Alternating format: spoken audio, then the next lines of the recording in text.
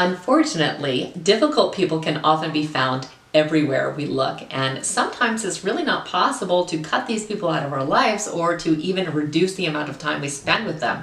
So today we're going to talk about 8 different ways that we can better deal with these problematic people.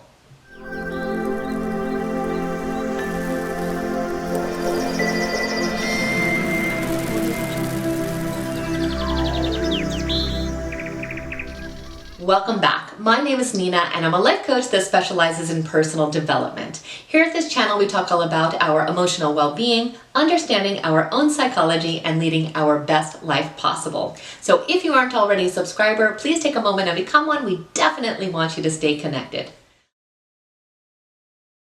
Now, last month I made a video about toxic people and toxic relationships, which is a very serious situation that can really negatively affect our mental health. Now, that's not really what we'll be talking about today. However, I'm going to go ahead and link that video down below just in case that is what you are experiencing right now. That can be a wonderful resource for you if you do have toxic people or toxic relationships in your life.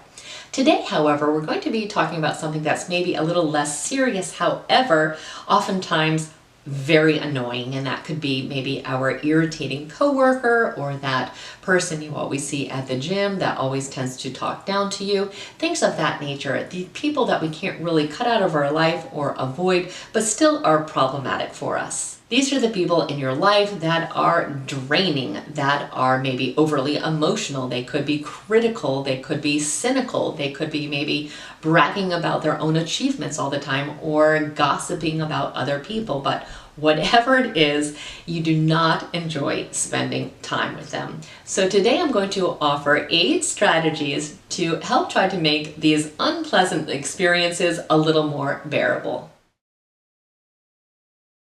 The first thing that we can do is to try to minimize our contact with these people. We want to keep our conversations and our exposure to these people as short and sweet as humanly possible. So we don't want to give any kind of signals that we are overly interested in the conversation. We don't want our body language to be somehow telling them that we want to keep carrying on with this. So we want to keep that conversation as short and sweet as possible. We want to try to get to the point. We don't want to be impolite, but we also don't want to be too warm, or again, that's going to send the signal that we are enjoying this and we want to keep going with this. So we want to make sure we get the information that we need if there is necessary information, but then we want to move on as briskly as we can.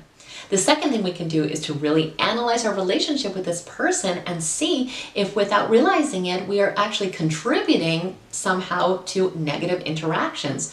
For example, are we going places that upset them? Are we bringing up different conversation topics that actually trigger negative behavior from them or, negative conversation? This is something that we need to really give a lot of thought to, because if we can really pinpoint something that is, really aggravating that situation or setting them off, we can stop doing that, and that's going to make our relationship with them a lot better. The third thing that we can do, and sometimes this is a little harder but so important, is to really ask ourselves if we have truly judged this person fairly. A lot of times we are judging them based on nothing. We don't have any true information about them, and we've never really walked in their shoes.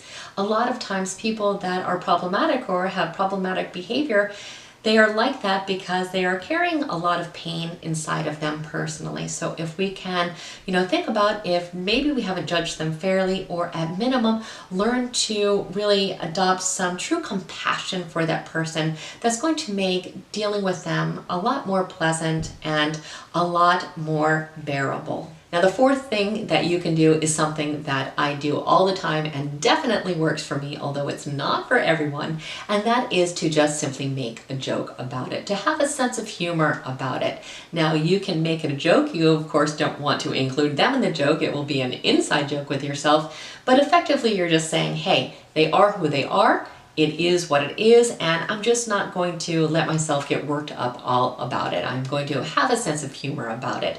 Let's say your boss is just ridiculous, and it's something that you realize is actually so ridiculous that it's laughable. So that's exactly what you can do. You can, keep a straight face when you are with them, but when you are home, you can have a good laugh about it, because, sometimes When a situation is what it is, that is the only course of action you can take. You can either let it sink into your heart and make you miserable, or you can have a good laugh about it and realize that, hey, at least I am not that ridiculous of a person. The fifth thing that you can do is to mentally prepare for the interaction. So you are going to really practice your frustration tolerance, and you're going to go into the situation knowing that you can handle it. And it is the reality. You can handle the situation. Yes, it may be annoying, it may be frustrating, but can you handle it? Yes, you can. You always have the choice of how much the situation is going to affect you. So, giving yourself a pep talk and just reminding yourself that you are in control of your own emotions before the conversation or the interaction starts is really going to make it a lot easier. The sixth thing that we can do is to stop fantasizing about the ability to change that person. You cannot change that person, and it is not your job to change that person. You are only in control of your own life, and that person is free to do whatever they want.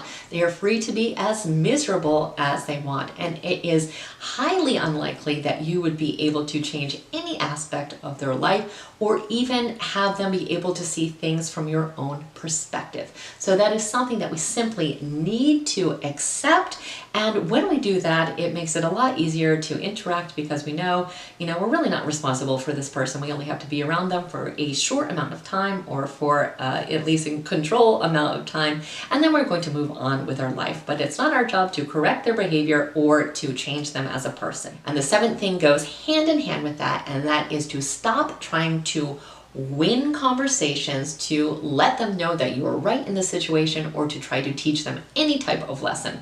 Again, not appropriate to do so, doesn't really matter, doesn't really affect anything, and you are worrying way too much about their life. You want to really bring things back to your own lane and worry about your own life, and just try to keep that conversation as short as humanly possible. Does not matter what opinions they have, does not matter what they think. Worry about you and you will be a lot happier. And the eighth thing that we can do is to make sure after we interact with these people that we de-stress. We want to make sure that we are letting go of all of these negative emotions that are coming from having these negative interactions. So we don't want to hold this negativity inside of us. We want to let it go. We want to make sure that we are exercising or journaling or meditating or going out with friends, or again, laughing about it, whatever we need to do, but we need to let go. We don't want these people to affect us any more than they already are. The situation is what it is. We have to deal with these people, but we can try to make it as good as possible.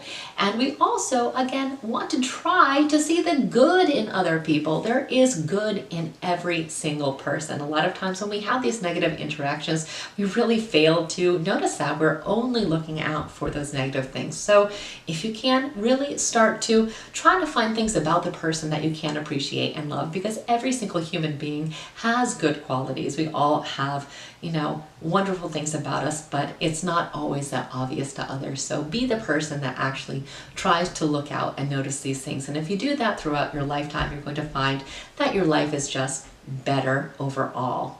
So I hope these 8 strategies help you deal with those people in your life that are, making you crazy and really adding a lot of stress and anxiety for you. Remember that we cannot always change our situations, but we can always change our thoughts and our own behavior. So I hope you found this video helpful, and if you did, please like it and share it with someone else that needs to hear the same message today. Also, again, if you aren't a subscriber, take a moment and become one. We definitely want you to stay connected, and I thank you so much for spending time with me today. Have an absolutely amazing day.